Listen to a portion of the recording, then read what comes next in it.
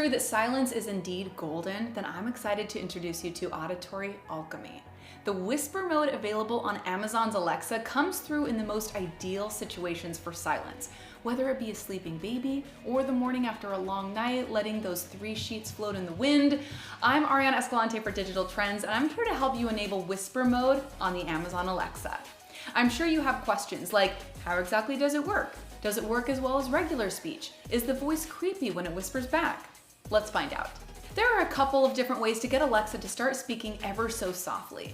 The first method is simple. Just say, Alexa, turn on whisper mode. Alexa will respond with a confirmation that whisper mode has been enabled. Another way to get Alexa to speak to you at an appropriate library tone is to enable the whisper mode setting in the Amazon Alexa app. Here's how. Step 1. You open the Amazon Alexa app. Step 2. Tap the More tab located at the bottom right. Next, you go to Settings on the scroll down list. Locate Voice Responses listed under Alexa Preferences. To finalize the enabling of whisper mode, tap the toggle next to the whisper mode option. The way it works is by using long, short-term memory neural networks, also referred to as LSTMs, which are used in speech recognition.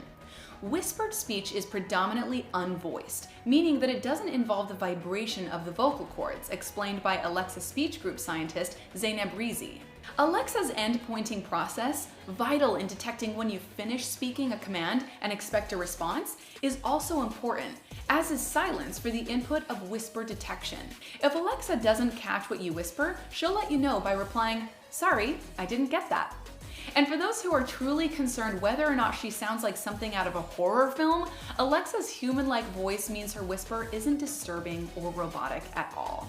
This is Ariana Escalante for Digital Trends. I hope you